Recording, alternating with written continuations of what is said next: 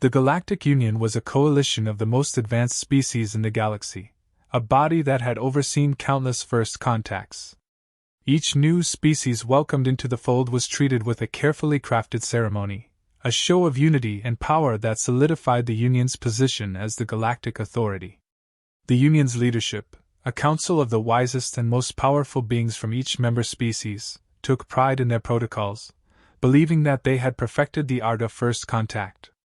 For centuries, the Union had welcomed species from every corner of the galaxy. Each arrival was an event, carefully staged to ensure that the new species understood their place within the grand hierarchy. There was no room for misunderstanding. The Union's message was clear: to join them was to embrace peace, order, and prosperity, but always under the Union's guiding hand. When word of humanity's emergence reached the Union, it was met with mild curiosity rather than concern. The human transmissions intercepted by the Union's deep space probes were analyzed, catalogued, and deemed primitive. Their culture, technology, and achievements were compared to those of the Union's members, and the conclusion was unanimous: humans were a young species, promising but naive. The Union expected a straightforward induction, a ceremonial welcome followed by a gradual introduction to galactic life. Preparations for humanity's arrival were set in motion with the precision of a well-oiled machine. A small, diplomatic vessel was expected, something modest, befitting a species new to the interstellar stage. The Union's diplomatic fleet, a collection of the most elegant and imposing ships, was dispatched to the edge of the Sol system, where they would greet humanity's representative. The plan was to impress upon the humans the grandeur of the Union, to make it clear that they were joining a civilization far beyond their own in both power and wisdom. The Union's diplomats, led by Chancellor Threx of the Zevran species, a being known for his patience and tact, reviewed the protocols with their usual meticulousness. Threx had presided over more first contacts than any other living diplomat, and he approached this one with the same confidence that had served him well for centuries. Humanity, he believed, would be no different from the dozens of other species he had welcomed into the Union. They would be awed by the Union's might, humbled by their own insignificance, and eager to accept their place in the galactic order. As the day of first contact approached, the Union's fleet took up positions around the coordinates provided to humanity. The ships were arranged in a formation that was both visually impressive and tactically sound, a show of force wrapped in the guise of diplomacy. The Union had done this countless times before, and the results were always the same: awe, submission, and ultimately, cooperation. But beneath the surface of the Union's calm exterior, there was a current of arrogance. The Union's leaders had come to see themselves as the pinnacle of civilization, the guardians of the galaxy's future. They believed their technology to be unmatched, their culture to be the most enlightened. Any species that joined the Union was expected to conform, to adopt the Union's ways without question. It was not that the Union was malicious, they simply believed that they knew best. And why wouldn't they? They had been the guiding force of the galaxy for millennia. The Union's analysis of human transmissions had only reinforced this belief. Humanity, with their crude technology and short history of space exploration, was seen as a blank slate, ready to be molded into the Union's image. The Union's leaders were confident that the humans would be easily impressed, that they would see the Union as a beacon of progress, and willingly submit to their guidance. As the final preparations were made, there was little doubt among the Union's leaders that the first contact would go smoothly. The arrival of the human ship was a mere formality, a prelude to the real work of integrating them into the Union's vast bureaucracy. The diplomatic leader, Chancellor Threx, took his place on the bridge of the flagship, his mind already moving ahead to the negotiations that would follow. The Union's confidence was unshakable, rooted in centuries of success. But as the countdown to humanity's arrival began, there was a subtle shift in the air, a sense of anticipation that was almost imperceptible but undeniable. The Union had faced countless first contacts, but there was something about this one, something in the unknown factor of humanity, that made even the most seasoned diplomats pause. The fleet waited in silence, the stars around them twinkling with the light of distant suns. The Union ships, massive and gleaming, stood as a testament to the power and grandeur of the coalition. And yet, as the moment of first contact drew nearer, a small, unspoken question lingered in the minds of those aboard. What if, just this once, their expectations were wrong? The moment the Colossus entered the Union's space, it was as if the very fabric of reality had been altered.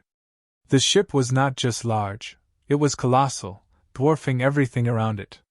The Union had anticipated a vessel of moderate size, something fitting for a species just stepping onto the interstellar stage. What they saw instead was a ship that defied all expectations, a behemoth that eclipsed even the largest of the Union's warships. The Colossus moved with a deliberate slowness, as if it was aware of its own immense presence, and the effect it had on those watching. It was unlike anything the Union had ever encountered. The ship's exterior was a matte black, absorbing the light around it rather than reflecting it. There were no visible engines, no emissions, nothing that hinted at the technology propelling it through space. It was as if the ship simply willed itself forward, indifferent to the laws of physics as understood by the Union. The initial reaction aboard the Union's flagship was one of stunned silence. The diplomats, the military commanders, the scientists, none of them could quite believe what they were seeing. The ship was too large, too imposing, too alien. And yet, this was humanity's vessel, the representation of a species the Union had considered little more than an interesting curiosity. Shock quickly gave way to disbelief, then to a rising sense of panic. The Colossus was not following any of the expected protocols. It had not announced its arrival in the usual manner, nor had it taken up the standard formation alongside the Union's fleet.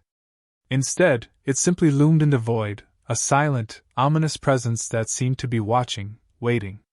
The Union's leaders struggled to comprehend what they were facing. This was not how first contact was supposed to go. There was a script to these encounters, a sequence of events that had been refined over centuries. The new species would arrive, they would be greeted by the Union's fleet, and there would be an exchange of pleasantries, followed by formal negotiations. But the Colossus had thrown that script out the window. As the minutes ticked by with no communication from the Colossus, the tension aboard the Union's ships grew palpable. Military commanders began to whisper among themselves, their voices tinged with fear. The Colossus was far beyond anything they had anticipated. It was not just a ship, it was a statement, a declaration of humanity's presence on the galactic stage. And that statement was being made with a vessel that radiated power in a way that no Union ship could match. The Colossus's design was a mystery to the Union's best minds. Its surface was smooth, devoid of the usual markings or seams that might indicate weapon ports or hangar bays. Yet, there was an undeniable sense of threat emanating from it. The ship's sheer size suggested it was capable of housing weapons of unimaginable power, but even the Union's most advanced sensors could not penetrate its defenses. The Colossus was an enigma, a fortress that revealed nothing about its true nature. The Union's attempts to scan the ship yielded little information. Energy readings were off the charts, but they didn't conform to any known patterns. The ship's hull was made of a material that absorbed not just light, but every form of energy the Union directed at it. It was as if the Colossus was cloaked in a shroud of mystery, defying any attempt to be understood. Finally, after what felt like an eternity, the Union's leaders decided to initiate communication. Chancellor Threx, still reeling from the shock of the Colossus's arrival, ordered a message to be sent to the human ship. The message was simple, a standard greeting used in all first contacts, expressing the Union's desire for peaceful relations and cooperation. The message was transmitted, and the Union ships waited in tense silence for a response. But none came. The Colossus remained silent, its massive bulk casting a shadow over the Union's fleet, both literally and figuratively. The lack of response was unsettling, and it only deepened the sense of unease that had been growing since the ship's arrival.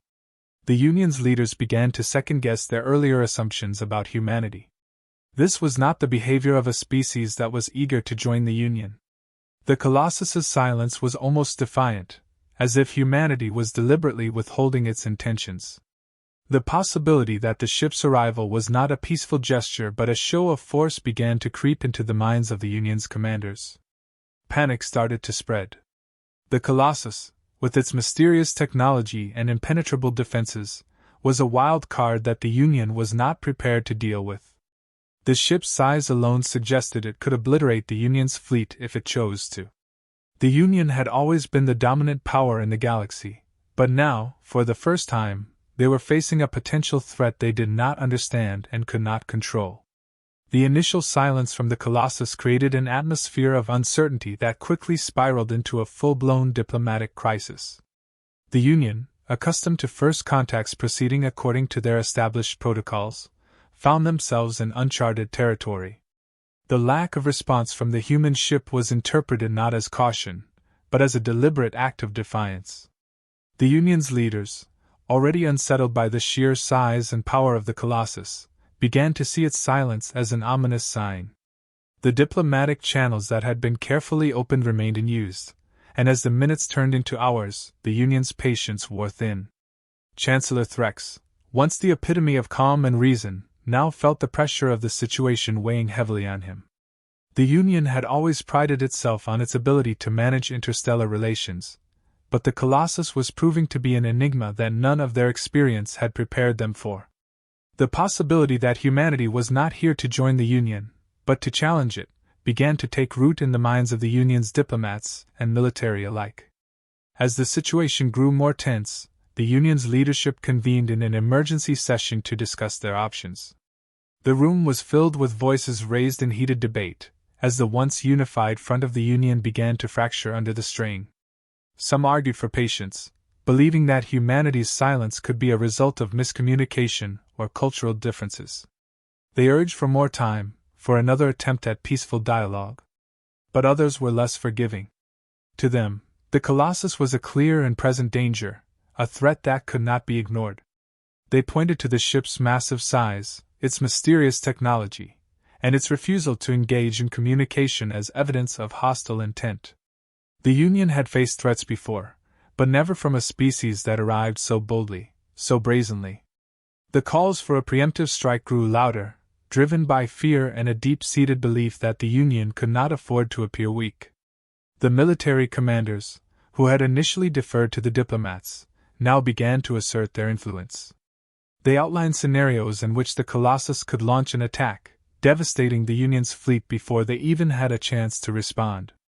The Union's defenses, while formidable, were not infallible, and the unknown capabilities of the Colossus made any confrontation a terrifying prospect.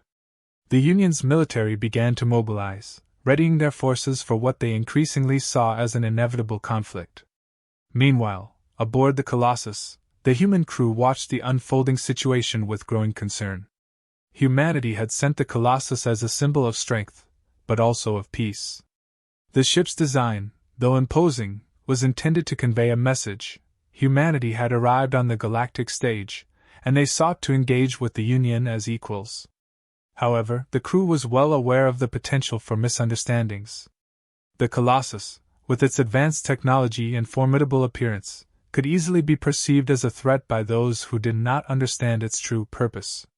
The Colossus's silence was not meant to intimidate, but to observe. The human crew was carefully analyzing the Union's responses, trying to gauge their intentions before making any moves of their own. They knew that first contact was a delicate matter, and they had prepared for a range of scenarios, including the possibility that their presence might provoke fear or hostility. The crew was ready to respond, but they hoped that reason would prevail before the situation escalated beyond control. However, the Union's increasing military posturing did not go unnoticed. The Colossus's sensors detected the shifts in the Union's fleet, the subtle but unmistakable signs of weapons being readied, shields being raised. Humanity had hoped for a peaceful exchange, but they were not naive. They understood that their ship's size and power could be misinterpreted, and they had contingency plans in place should the Union choose to act aggressively. As the Union's military preparations became more apparent, the crew of the Colossus faced a difficult decision. They could continue to hold their position, risking further escalation, or they could make a move to de-escalate the situation, knowing that any action could be misread as a provocation.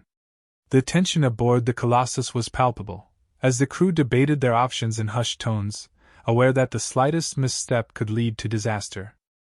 The Union, for its part, interpreted the Colossus's continued silence as a refusal to engage diplomatically.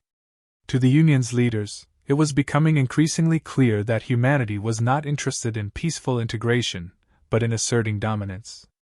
The calls for a preemptive strike reached a crescendo, with some leaders arguing that the Union could not afford to wait any longer. The Colossus, with all its unknown capabilities, was too great a risk to leave unchallenged. The stage was set for conflict, with both sides on high alert, each interpreting the other's actions through a lens of fear and misunderstanding. The Union's fleet moved into attack positions, their weapons trained on the Colossus, while the human crew prepared for the possibility that they would need to defend themselves. The tension was at its breaking point, with neither side willing to back down, yet neither truly understanding the other's intentions. The tension in the Union's command center had reached its peak. Every moment of silence from the Colossus pushed the Union closer to a decision that could alter the course of galactic history. The Union's military forces were primed, their weapons trained on the colossal ship, ready to unleash a devastating assault. The Union's leaders, caught between fear and duty, were about to make a fateful choice: strike first or attempt one final, desperate attempt at communication. Just as the order to engage seemed imminent, a sudden transmission cut through the tension. It was from the Colossus. The Union's communication systems, which had been eerily silent, now came to life with a direct message from the human ship. The Colossus had finally spoken. The Union's leaders listened intently, their earlier resolve wavering as the human representative began to speak. The voice was calm, measured, and carried a weight that immediately commanded attention.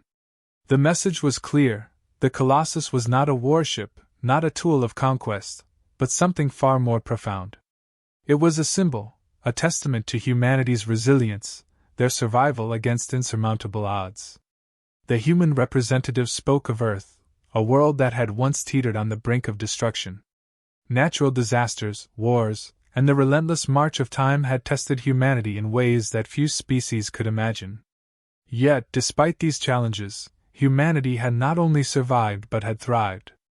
The Colossus was the embodiment of that journey, a vessel built not just with technology, but with the collective will and determination of an entire species.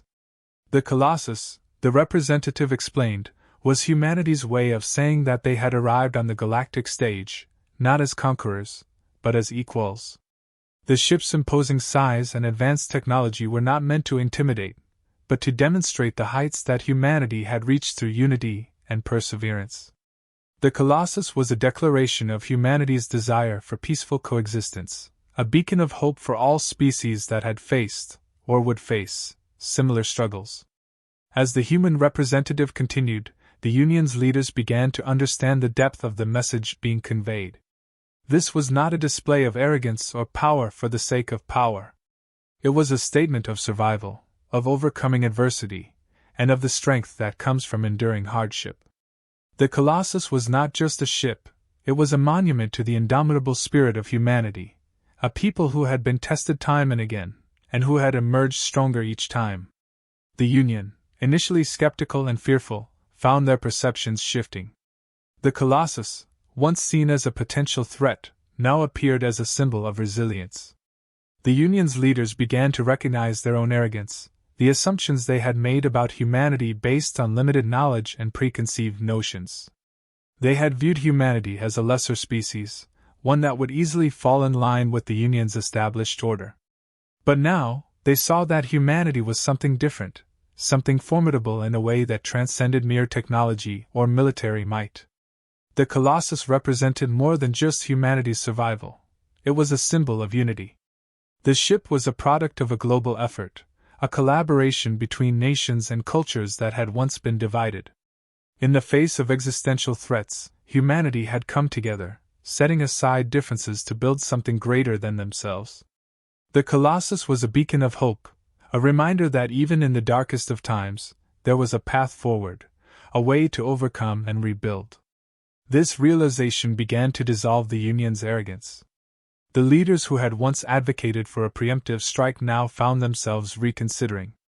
The Union had always seen itself as the pinnacle of civilization, the guiding force for all other species. But the Colossus challenged that view, showing that strength could also be found in those who had faced and survived adversity. The human representative concluded with a message of peace, expressing humanity's desire to join the Union, not as subordinates, but as partners. Humanity had much to learn, but also much to offer.